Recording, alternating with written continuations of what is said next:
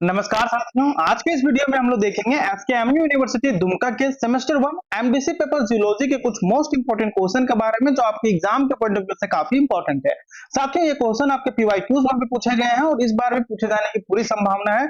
हम इस वीडियो में जो पीवाईक्यूज में पूछे गए हैं वे सारे क्वेश्चनों को भी मेंशन किए हैं और जो आपके सिलेबस में जो मेन टॉपिक है साथियों, जिससे आपकी यूनिवर्सिटी लेवल में भी पूछी जाती है और जो आप इसमें हायर स्टडी करते हैं तो उस संदर्भ में भी ये टॉपिक्स इंपॉर्टेंट है, वे सारे क्वेश्चनों को भी हमने मेंशन किया है। तो इस वीडियो में सबसे पहले हम लोग एमडीसी पेपर जूलॉजी का सिलेबस देखेंगे। सिलेबस आपको पहले से मालूम है साथियों, तो आप वीडियो को स्किप करके आगे देख सकते हैं।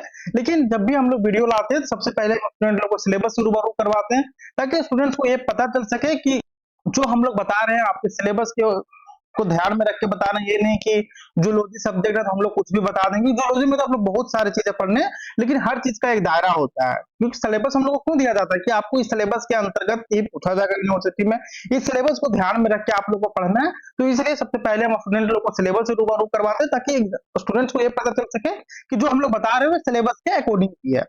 आप ऐसे भी बहुत देखते होंगे यूट्यूब में, बस आए इंपॉर्टेंट क्वेश्चन बता दिए और चले गए। आप लोगों को पता भी नहीं है कि हम लोग को ये सारी चीजें पढ़ने हैं कि नहीं पढ़ने हैं। और जूलॉजी में कुछ भी इंपॉर्टेंट क्वेश्चन बता दें, ये तो भीड़ ही जाएगा। लेकिन साथियों, हम लोग आपके सिलेबस के पॉइंट ऑफ हम लोग आप लोग के सिलेबस को ध्यान में रख के क्वेश्चन को तैयार करते हैं ताकि इससे बाहर एक भी प्रश्न नहीं आ। आप हमारे प्रीवियस की वीडियो को देख सकते हैं, कमेंट बॉक्स को देख सकते हैं, आप हमारे डिस्कशन ग्रुप में ज्वाइन कीजिएगा, वहां पर स्टूडेंट का फीडबैक देख सकते हैं। एक भी प्रश्न ऐसा नहीं होता है साथियों जो हमारे पीडीएफ से बाहर होता है। तो चलिए सबसे पहले हम लोग एमडीसी पेपर जूलॉजी का सिलेबस देखते हैं, फिर एक एक करके सारे इंपॉर्टेंट क्वेश्चन को हम लोग डिस्कस करेंगे। और साथ में जो इसका कंप्लीट पीडीएफ है ये आप हमारे टेलीग्राम चैनल, व्हाट्सएप चैनल और इंस्टाग्राम पे आप पा सकते हैं। यदि अभी तक आपने हमें वहां पर फॉलो नहीं किया है तो डिस्क्रिप्शन बॉक्स में साथियों आपको तीनों का लिंक मिल जाएगा, वहां से आप हमें फॉलो कर सकते हैं और अपनी यूनिवर्सिटी से रिलेटेड सारे अपडेट्स और स्टडी मटेरियल वहां पे पा सकते हैं। तो चलिए हम लोग इंपॉर्टेंट क्वेश्चन की ओर बढ़ते हैं।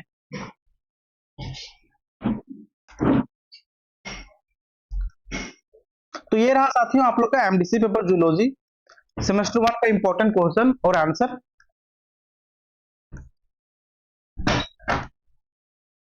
सबसे पहले हमने यहाँ पे पीडीएफ में सिलेबस को मेंशन किया है साथियों। इसमें आप लोग को 75 मार्क्स का क्वेश्चन पूछा जाता है। इसमें आप लोग का इंटरनल नहीं होता है, इसलिए ये आपको 75 मार्क्स का होता है। जैसे आपका एमडीसी पेपर हो गया, टेक पेपर हो गया, ये सारे जो पेपर्स होते हैं साथियों 75 मार्क्स का होता है। और यहाँ पर आप देखिएगा कि सेमेस्टर 1, 2, 3 लिखा हुआ है। तो साथियों ये जो आपका एमडीसी पेपर का जो सिलेबस है साथियों, ये आपका सेमेस्टर 1, सेमेस्टर 2 और सेमेस्टर 3 तीनों में सेम है। आप बोलिएगा सर तीनों में का एक ही पढ़ना, नहीं साथियों, वैरी करता है। जो अभी आप सेमेस्टर 1 में ये लीजिएगा, सेमेस्टर 2 में दूसरा लीजिएगा, सेमेस्टर 3 में दूसरा लीजिएगा, इस प्रकार से। तो और इसमें क्रेडिट आपका 3 होता है। इसमें जो आप लोग को पढ़ना है साथियों वो इंट्रोडक्शन टू जूलॉजी, जूलॉजी का आपको बारे में पढ़ना है, जिसमें यूनिट 1 में पढ़ना है इसका स्कोप के बारे में, सब discipline and relationship with other branches of sciences. तो इन सारी चीजों को हम लोग देखेंगे। यूनिट 2 में जो पढ़ना है वह है earth in the solar system, जिसमें पढ़ना है ओरिजिन, अर्थ का shape, mass, density, rational and evolutional parameter, solar system, introduction to various planets, terrestrial planets, Jovian planets, ये सारी चीजें यूनिट 3 में पढ़ना हुआ है। Solid earth, hydrosphere, atmosphere and biosphere, volcanoes and volcanic distribution of volcanoes, concept of isostasy. इन सारी चीजों को हम लोग एकदम ब्रीफली में समझेंगे साथियों, बहुत ही अच्छे तरीके से समझेंगे। आप कुछ भी नहीं जानते इसमें तो बहुत कुछ जान जाइएगा इस वीडियो को देखने के बाद। इसके बाद यूनिट 3 में ही पढ़ना है फॉर्मेशन ऑफ कोर, कोर का फॉर्मेशन कैसे होता है, मेंटल क्या होते हैं, क्रस्ट क्या होते हैं, एटमॉस्फेयर क्या होता है, हाइड्रोस्फीयर क्या होते हैं, ये सारी चीजें के बारे में। यूनिट 4 में तो पढ़ना है, वो पढ़ना है रॉक्स, मिनरल्स एंड फॉसिल्स, ये सारे टॉपिक्स भी आपके एग्जाम में पूछे गए हैं।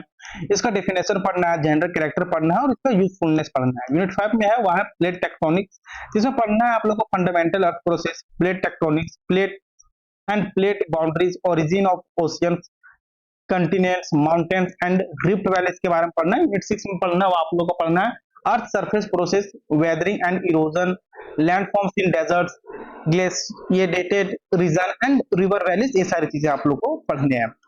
आइए साथियों, ज्यादा टाइम को हम लोग एक्सटेंड नहीं करते हुए डायरेक्ट हम लोग मुद्दे पे आते हैं, इंपॉर्टेंट क्वेश्चन को डिस्कस करते हैं। इसके बाद हम एक एक करके सारे प्रश्नों के उत्तर को भी देखेंगे। जो क्वेश्चन नंबर 1 है साथियों वह है, सबसे पहले आपका सिलेबस से ही है। सिलेबस दो सब्जेक्ट से है कि भू विज्ञान क्या है, इसकी परिभाषा क्या है, इसका क्षेत्र क्या है और या उप शाखाओं जैसे को समझाइए क्या है। जब आप आंसर हम आपको बताएंगे तो उस समय आपको सारी चीजें साथी क्लियर हो जाएगी, तो आप घबराइए नहीं, आप वीडियो को अंत तक बने रहिए।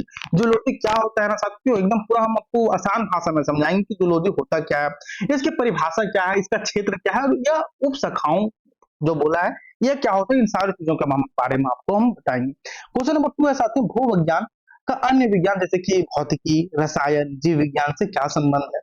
देखिए साथियों, ऐसा हम एक ही क्वेश्चन में तीनों को लिख देंगे, क्योंकि विज्ञान के बारे में बोला था तो उसमें भौतिक, रसायन, जीव विज्ञान ये सारी चीजों को लिख देंगे। हो सकता है कि क्वेश्चन में पूछ लिया जाए कि भू विज्ञान का भौतिकी विज्ञान से क्या संबंध है, या फिर रसायन से क्या संबंध है, या फिर तीनों को पूछ सकते हैं, तो इसलिए हमने एक ही क्वेश्चन में तीनों को मेंशन कर दिया है। क्वेश्चन नंबर जो 3 है साथियों, वह पृथ्वी की उत्पत्ति कैसे हुई, इसको संक्षेप में समझाइए। क्वेश्चन नंबर 4 जो है वह पृथ्वी का आकार क्या है, इसका घनत्व क्या है, इसका द्रव्यमान क्या है, और इसका परिभ्रमण व परिक्रमण के गुण क्या है, इसके बारे में आपको बताना है। क्वेश्चन नंबर जो 5 है साथियों, वह सौर मंडल के ग्रहों की प्रमुख विशेषताएं क्या है, इसके बारे में बताइए। क्वेश्चन नंबर 6 है, स्थलीय ग्रह और गैसीय ग्रह में क्या अंतर है। क्वेश्चन नंबर 7 जो है साथियों, वह ज्वालामुखी क्या है, ज्वालामुखी विस्फोट और उनकी वितरण प्रणाली को समझाइए। क्वेश्चन नंबर 8 है, आइसोस्टेसी की अवधारणा क्या है। क्वेश्चन नंबर 9 है साथियों, पृथ्वी के विभिन्न स्तर जैसे कोर, मेंटल, क्रस्ट, वायुमंडल, जलमंडल और जैवमंडल का निर्माण कैसे हुआ। क्वेश्चन नंबर 10 है, चट्टान, खनिज और जीवाश्म क्या होते हैं, इसके बारे में आपको बताना है।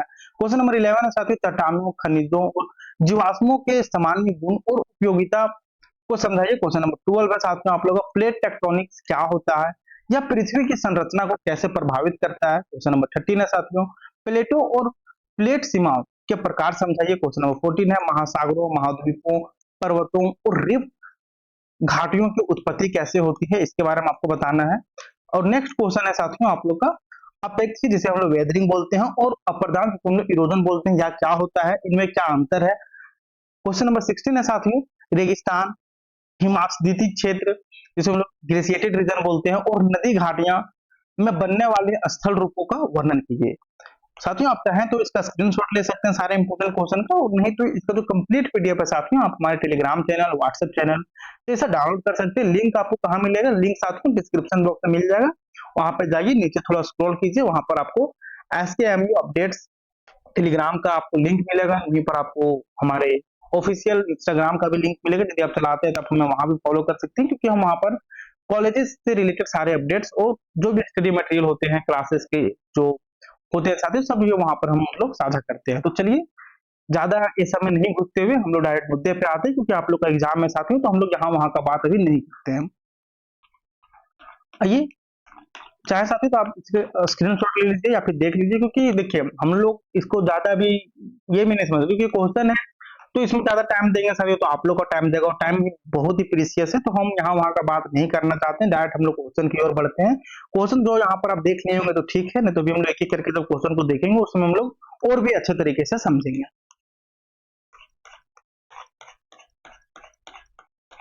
देखिए क्वेश्चन नंबर जो 1 था साथियों, वह क्या था कि भू विज्ञान, भू विज्ञान मतलब कि जूलॉजी क्या होता है, इसकी परिभाषा दीजिए, इसका क्षेत्र बताइए और उप शाखाओं को समझाइए। तो चलिए इसे हम लोग समझते हैं साथियों। भू विज्ञान, भू विज्ञान क्या है साथियों, भू विज्ञान वह विज्ञान है जो पृथ्वी के बारे में अध्ययन करता है। देखिए विज्ञान का ऐसा ब्रांच साथियों जिसमें हम लोग पृथ्वी के बारे में पढ़ते हैं, उसे ही हम लोग भू विज्ञान कहते हैं। देखिए भू, भू मतलब भूमि साथियों, तो वही है कि भू विज्ञान वह विज्ञान होता है, या फिर विज्ञान का वह शाखा जिसमें हम लोग पृथ्वी के बारे में पढ़ते हैं या पृथ्वी के बारे में अध्ययन करते हैं साथियों, उसी को हम लोग जूलॉजी कहते हैं, भू विज्ञान कहते हैं। ये तो सिंपल से हो गया, लेकिन आप इतना शॉर्ट में तो लिखिएगा नहीं, हम एग्जाम में कैसे लिखिएगा, इन सारी चीजों के बारे में हम लोग बात करते हैं। क्या है भू विज्ञान, भू विज्ञान कह सकते हैं, भू विज्ञान वह विज्ञान होता है जो पृथ्वी के बारे में अध्ययन करता है। इसमें यह समझा जाता है कि पृथ्वी कैसे बनी, इसके अंदर और बाहर कौन कौन से पदार्थ जैसे चट्टान, मिट्टी, खनिज पाए जाते हैं, और पृथ्वी की सतह पर कौन कौन से परिवर्तन होते हैं। देखिए इसमें क्या क्या पढ़ते हैं साथी, सबसे पहले आप ये समझिए कि भू विज्ञान क्या होता है। भू विज्ञान क्या होता है, भू विज्ञान वह विज्ञान होता है जो पृथ्वी के बारे में हमें अध्ययन कराता है। इसमें यह समझा जाता है कि पृथ्वी कैसे बनी, इसके अंदर और बाहर कौन कौन से पदार्थ, और इसमें हम लोग क्या क्या पढ़ते हैं साथियों कि पृथ्वी आखिर बनी कैसे। हम लोग जब छोटा थे तो उसमें नहीं मतलब सोच सकते कि पृथ्वी आखिर, हम लोग बहुत बार पढ़े भी कि पृथ्वी गोल है कि चपटा है, तो सारी चीजें साथियों हम लोग इसी में पढ़ते हैं। हालांकि जब हम लोग पढ़ते थे ज्योग्राफी बचपन में, तो उसमें सारी चीजें एक ही बुक में होती थी, लेकिन आप जब हायर स्टडी करते हैं तो इसमें सारे बुक अलग अलग हो जाते हैं, जैसे भू विज्ञान अलग हो गया, इसी प्रकार। तो भू विज्ञान क्या कहते हैं? भू विज्ञान एक विज्ञान की ऐसी शाखा है साथियों जिसमें हम लोग पृथ्वी के बारे में अध्ययन करते हैं।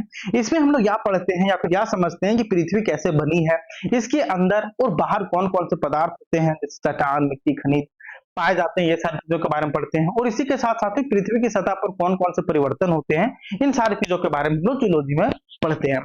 तो जूलॉजी क्या है साथियों? हम उम्मीद करते हैं कि आपको काफी अच्छे तरीके से समझ आ गया होगा। जूलॉजी क्या है? जूलॉजी विज्ञान की एक ऐसी शाखा है साथियों जिसमें हम लोग पृथ्वी के बारे में अध्ययन करते हैं। अध्ययन में हम लोग क्या क्या पढ़ते हैं साथियों? कि पृथ्वी कैसे बनी, इसके अंदर और बाहर कौन कौन से पदार्थ हैं, कौन कौन सी चीजें हैं, पृथ्वी की सतह पर कौन कौन से परिवर्तन होते हैं, ये सारी चीजों के बारे में हम लोग समझते हैं। सरल शब्दों में कहें साथियों तो भू विज्ञान वह विषय है साथियों जिसमें हम पृथ्वी के गठन, उसकी संरचना, पृथ्वी का इतिहास और प्राकृतिक प्रक्रियाओं के बारे में पढ़ते हैं। तो वही चीजों को हमने यहाँ पे लिखा है। देखिए साथियों, हम लोग हालांकि वीडियो कभी कभी लेट से आती है, तो इसका मतलब ये नहीं कि हम लोग आप लोगों को छोड़ दिए। आप लोग का जब तक एग्जाम नहीं हो जाता साथियों तब तक वीडियो कंटिन्यू जाएगी। लेकिन देखिए, हम लोग भी रिसर्च करके आप लोग के लिए जितना आसान से आसान हो सके उतना हम लोग पीडीएफ लाते हैं साथियों, इंपॉर्टेंट क्वेश्चन लाते हैं, तो कभी कभी लेट हो जाती है, तो कोई बात नहीं। तो हम उम्मीद करते हैं कि भू विज्ञान क्या होता है आप समझ गए होंगे। आसान शब्दों में कहें साथियों तो भू विज्ञान वह विषय होता है जिसमें हम पृथ्वी के गठन के बारे में, उसकी संरचना के बारे में, उसके इतिहास के बारे में और प्राकृतिक प्रक्रियाओं के बारे में हम लोग पढ़ते हैं। साथियों, भू विज्ञान का क्षेत्र, क्योंकि क्वेश्चन में आप लोगों को भू विज्ञान के बारे में पूछा गया और इसका क्षेत्र के बारे में पूछा गया है, तो आइए इसका क्षेत्र के बारे में पढ़ते हैं साथियों। साथियों, भू विज्ञान का क्षेत्र बहुत बड़ा और महत्वपूर्ण है। इसमें निम्नलिखित चीजों का अध्ययन होता है, जिसमें पहला है साथियों चट्टानों और खनिजों का अध्ययन होता है भू विज्ञान में, या पता करना कि वे कैसे बने और क्या क्या गुण है उस चट्टानों में। दूसरा जो इसका क्षेत्र है साथियों वह भूकंप और ज्वालामुखी में, ये क्यों हुआ और कैसे होते हैं, ये सारी चीजें भी साथियों हम लोग भूविज्ञान में पढ़ते हैं और ये भूविज्ञान का क्षेत्र के अंतर्गत आता है। तीसरा है साथियों पृथ्वी के परते के बारे में हम लोग पढ़ते हैं, कि जैसे भूपट्टी, क्रस्ट जिसे हम लोग बोलते हैं, मेटल और कोर क्या होते हैं, ये इन सारी चीजों के बारे में पढ़ते हैं। भी हम लोग आगे के क्वेश्चन में साथियों क्रस्ट के बारे में, मेटल के बारे में और भी डिटेल में पढ़ेंगे, तो आपको वहां काफी सारी चीजें समझ में आएगी। इसके बाद पढ़ते साथियों नदियां के बारे में, पहाड़ के बारे में और मैदान कैसे बने इसके बारे में, इनका विकास कैसे होता है, इन सारी चीजों के बारे में हम लोग पढ़ते हैं। इसके बाद साथियों भू संस्थानों की खोज कैसे हुई, जैसे कोयला, तेल, गैस, खनिज आदि, ये सारी चीजें। इसके बाद साथियों भूतकाल में पृथ्वी का इतिहास क्या रहा, जैसे डायनासोर का समय या महाद्वीपों का बनना, बिखरना, ये सारी चीजें। इसके बाद साथियों जलवायु परिवर्तन और पर्यावरणीय अध्ययन, मतलब पृथ्वी पर कैसे बदलाव आ रहे हैं, ये सारी चीजें। साथियों भू विज्ञान की उप शाखाएं, क्योंकि इसमें आपको क्या क्या बोला गया है, भू विज्ञान क्या है, भू विज्ञान का क्षेत्र के बारे में हम लोग पढ़े। आइए साथियों भू विज्ञान की उप शाखाओं के बारे में पढ़ते हैं। साथियों भू विज्ञान के कई भाग होते हैं जिनमें हर भाग विशेष जानकारी देता है।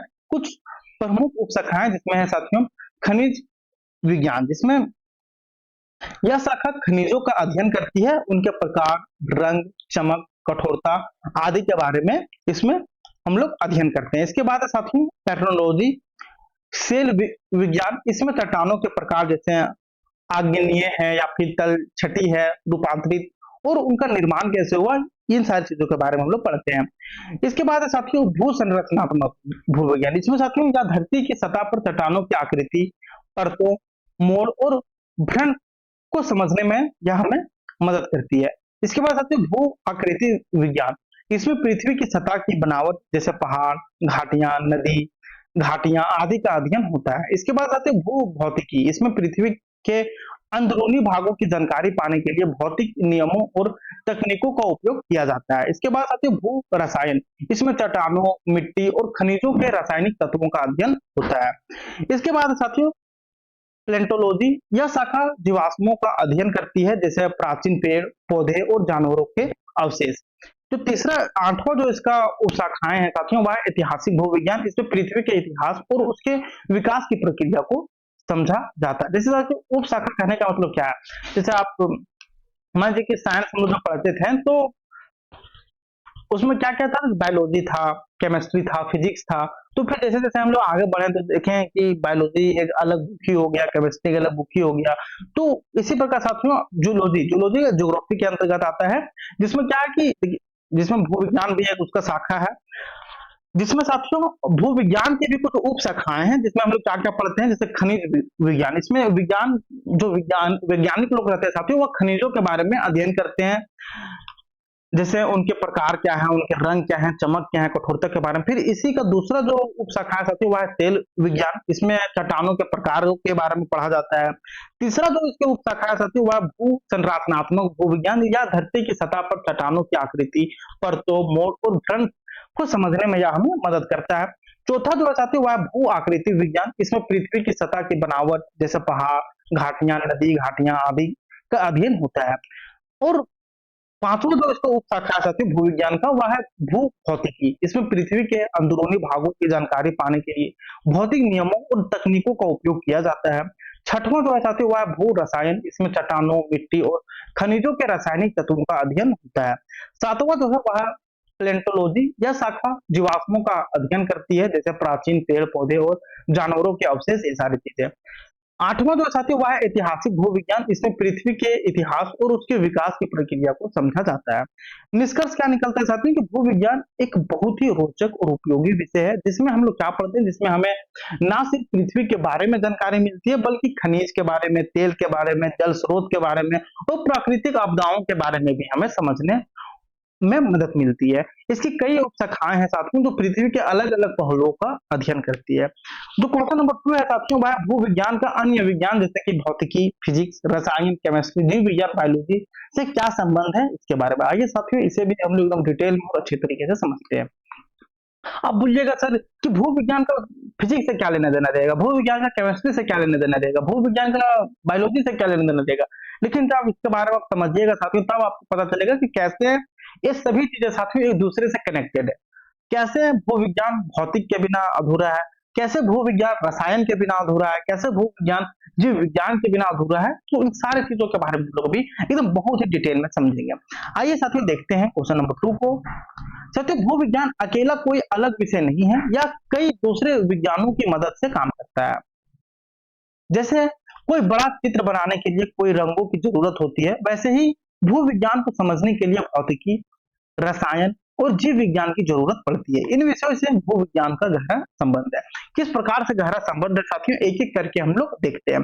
कई बार एग्जाम में आपको पूछ लिया जाएगा कि भू विज्ञान और भौतिकी में क्या संबंध है, या फिर हो सकता है कि एक ही क्वेश्चन में तीनों पूछ लिया जाए। तो चलिए हम लोग देखते हैं।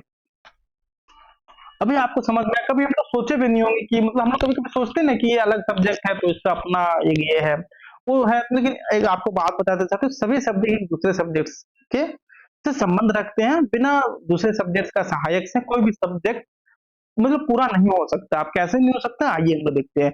सबसे पहले हम लोग देखेंगे साथियों भू विज्ञान और भौतिकी का संबंध। साथियों भौतिकी से हमें पृथ्वी की आंतरिक बनावट, जैसे कि गुरुत्वाकर्षण बल, चुंबकीय क्षेत्र और भूकंप की तरंगों को समझने में हमें मदद मिलती है। उदाहरण के लिए साथियों जब भूकंप आता है तो धरती में तरंगे चलती है।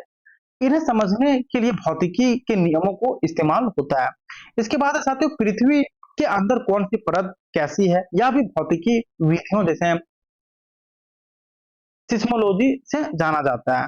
इसके बाद साथियों भू विज्ञान और रसायन का क्या संबंध है। साथियों रसायन विज्ञान से हमें चट्टानों और खनिजों की जो रचना है साथियों, उनके तत्व और उनके रासायनिक गुणों के बारे में हमें जानकारी मिलती है। उदाहरण के लिए साथियों किसी खनिज में कौन कौन से तत्व हैं, जैसे लोहा है, कैल्शियम है, या रसायन विज्ञान से हमें पता चलता है। जैसे देखिए भू विज्ञान के लोग जब कोई चट्टान के बारे में पढ़ते होंगे तो वहां पर कुछ कुछ ऐसे पदार्थ मिलते होंगे साथियों जो रसायन विज्ञान के मदद से उसे हल किया जा सकता है। तो वही है कि देखिए किसी खनिज में कौन कौन से तत्व हैं, जैसे लोहा है उसमें, या कैल्शियम है, या समझने के लिए साथियों हमें रसायन विज्ञान का मदद लेना होता है। चट्टानों का परिवर्तन, जैसे कि अग्नीय चट्टान से रूपांतरित चट्टान बनना रासायनिक क्रियाओं से यह होता है। तो तीसरा साथियों वह भू विज्ञान और जीव विज्ञान का संबंध क्या है। तो भू विज्ञान हमें पुराने समय के जीव जंतुओं के बारे में भी पढ़ना पड़ता है। इसे हम साथियों प्लेंटोलॉजी कहते हैं। उदाहरण के लिए साथियों जब किसी चट्टान में जीवाश्म मतलब कि फॉसिल्स मिलते हैं तो जीव विज्ञान से ही हमें समझ आता है कि वह कौन सी प्राणी थी और कब तक यह जीवित थी और इसका मृत्यु कैसे हुआ। इन सारी चीजों के बारे में साथियों जीव विज्ञान में पता लगाया जाता है। तो इसलिए साथियों जो ये भू विज्ञान है साथियों बाकी के जो विज्ञान है उनसे ये संबंध रखते हैं। साथियों इससे पृथ्वी के इतिहास और जलवायु के बदलावों का पता चलता है। साथियों भूविज्ञान देखिए क्या है, भूविज्ञान एक बहुविषयक विज्ञान है, यह अकेले नहीं चलता, इसे भौतिकी, रसायन और जीव विज्ञान जैसे विषयों से सहायता मिलती है।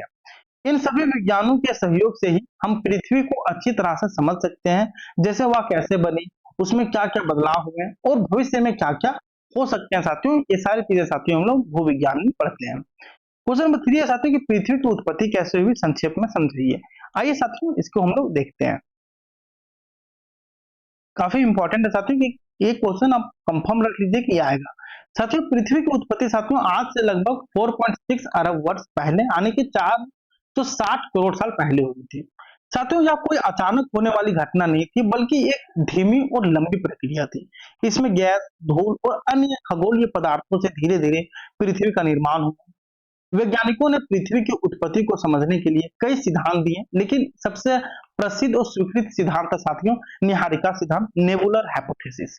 देखिए इसमें हम लोग क्या क्या देखें साथियों कि जो पृथ्वी की जो उत्पत्ति हुई साथियों वह कोई अचानक नहीं हुई, यह धीमी और लंबी प्रक्रिया थी जो कि 4.6 अरब वर्ष पहले हुई, यानी कि 460 करोड़ साल पहले। यह कोई अचानक होने वाली घटना नहीं थी, बल्कि एक धीमी और लंबी प्रक्रिया थी जिसमें गैस, धूल और अन्य खगोलीय पदार्थों से धीरे धीरे पृथ्वी का निर्माण हुआ। वैज्ञानिकों ने पृथ्वी की उत्पत्ति को समझने के लिए साथियों कई सिद्धांत दिए, जिनमें से सबसे प्रसिद्ध और स्वीकृत सिद्धांत साथियों निहारिका सिद्धांत को माना जाता है। आइए इसे हम लोग देखते हैं कि निहारिका सिद्धांत क्या बोलता था पृथ्वी की उत्पत्ति के बारे में।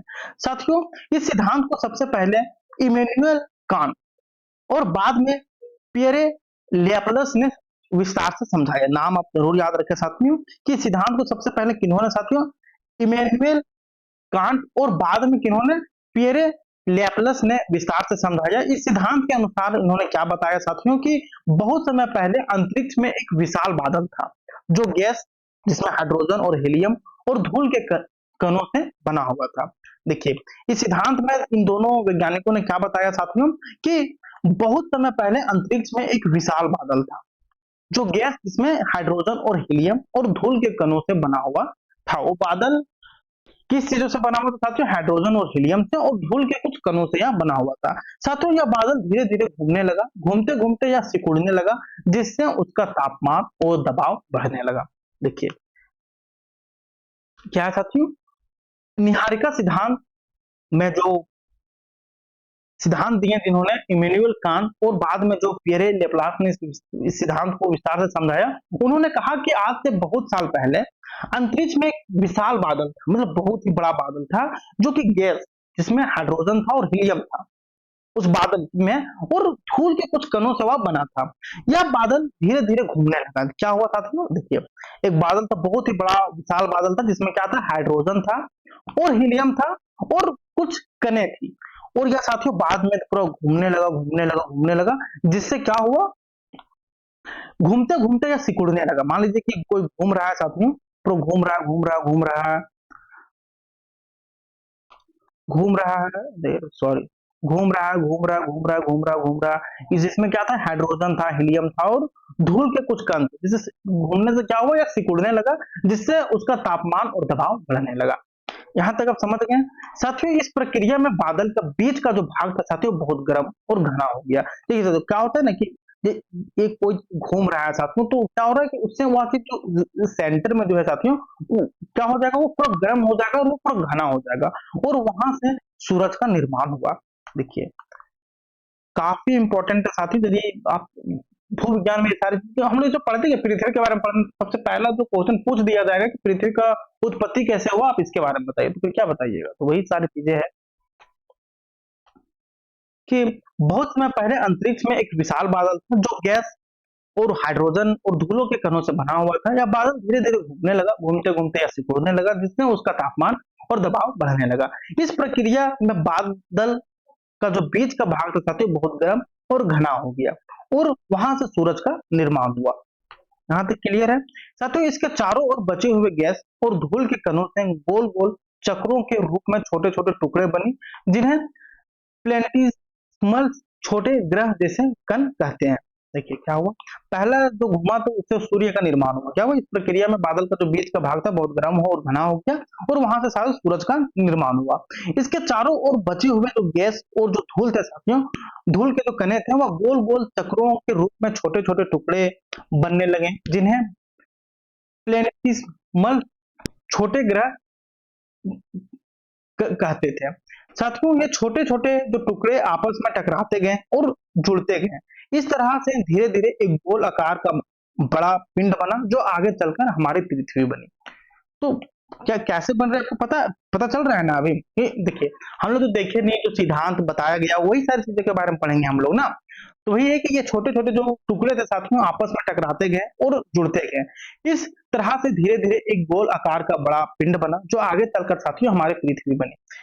साथियों प्रारंभिक पृथ्वी कैसी थी, जो जो पृथ्वी जब शुरू में बने साथियों तो वो कैसी थी? साथियों पृथ्वी के बनने की शुरुआत में या पूरी तरह से पिघली हुई मतलब कि मोल्टेन अवस्था में थी। साथियों इसमें हर जगह बहुत ज्यादा गर्मी, धुआं और ज्वालामुखी जैसे गतिविधियां हो रही थी। समय के साथ धीरे धीरे पृथ्वी ठंडी होने लगी और उसमें से अलग अलग परतें बनने लगी। भीतरी परत साथियों इनर कोर, हम लोग पढ़ेंगे आगे जाके। बाहरी core outer core, mental, Bhupatti Bhupatti जिसे हम लोग इंग्लिश में क्रस्ट बोलते हैं। साथियों इसके बाद वातावरण बना, जलवायु में बदलाव हुए और धीरे धीरे जीवन के अनुकूल स्थितियां बनी। पृथ्वी की उत्पत्ति कोई चमत्कार नहीं थी, बल्कि यह एक प्राकृतिक और वैज्ञानिक प्रक्रिया का परिणाम था। निहारिका सिद्धांत यह समझाता है कि कैसे गैस और धूल के एक बादल से सूरज और ग्रहों की रचना हुई। पृथ्वी भी उसी प्रक्रिया का हिस्सा है साथियों। आज जिस पृथ्वी पर हम रहते हैं वह करोड़ों सालों के विकास और परिवर्तनों का परिणाम है। तो साथियों ये था, देखिए अब टाइम नहीं, देखिए साथियों क्या है ना कि लैपटॉप में ज्यादा चार्ज नहीं टिक रहा है, और जब हम मान लीजिए कि रुकिए हम आपको दिखाते हैं, जब हम चार्ज लगा के वीडियो को बनाते हैं ना, बस लाइट चालू करता हूँ। जब हम चार्ज लगा के वीडियो को बनाते हैं तब देखिएगा कि आवाज अच्छा से नहीं जाएगा।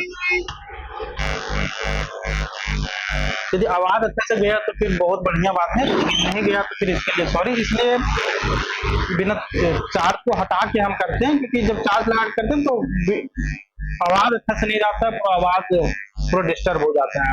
तो इसको हम और भी एक बार अच्छे से समझाते हैं।